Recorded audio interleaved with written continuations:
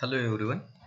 I am Professor Sagar Pokarkar from ENTC Department of SSMS Institute of Information Technology, Pune. So today I will give the introduction about how to check the stability of a control system by using the transfer function. Now, in previous lecture, we see that by using the transfer function, we can check the stability of the system. Now we know that the transfer function is given by the Laplace transform of the output upon the input. So as shown in PPT, this is the standard notation of the transfer function b0 s raised to m plus b1 s raised to m minus 1 plus bm. So the roots of the denominator polynomial of a transfer function are called poles. The roots of the numerator polynomials of the transformation are called zeros.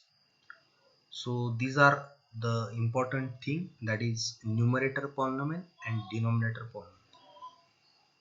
So the poles of a system are represented by a small cross and zeros of the system are represented by small zero. Then the system order is always equal to the number of poles of the transfer function. So this is called as the order of a system. So the following transfer function represent the nth order plan. That is, I already told you that the standard transfer function we see. So the poles is also defined as it is the frequency at which the system becomes infinite. Hence the name pole where field is infinite. Then zeros is the frequency at which the system becomes zero. So usually the poles are at denominator and zeros are at numerator. So now how to check the stability? Now as shown in the PPT, there is a S plane is given like a real axis and one is imaginary axis, and the vertical axis imaginary. uh, at the right hand side RHP plane, that is right hand plane, and on left side LHP, that is left hand plane. So now how to check the stability by using this S plane? So the poles and zeros of the system are plotted in the S plane to check the stability of the system. So now we see how the location of the poles or zeros are important to know the stability of the system by using the location in S plane. Now if all the poles of the system lie left of the S plane, then the system is said to be stable. That means, in short, the pole should lie in LHP.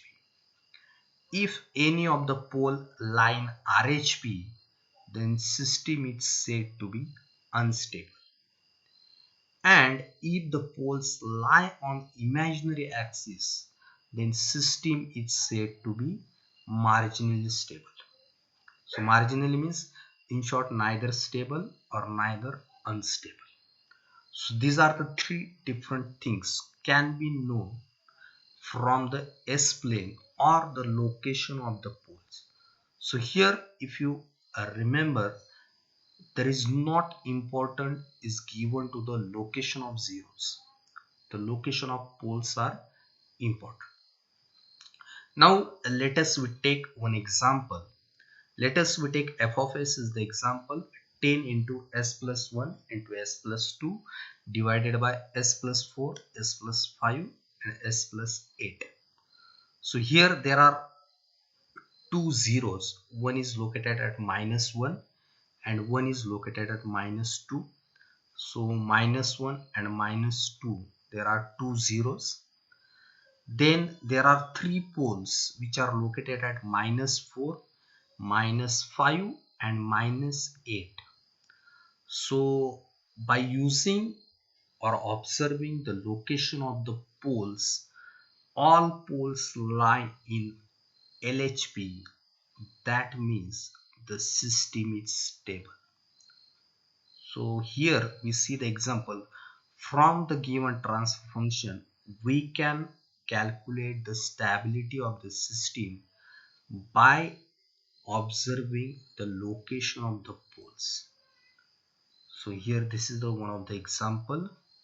So thank you for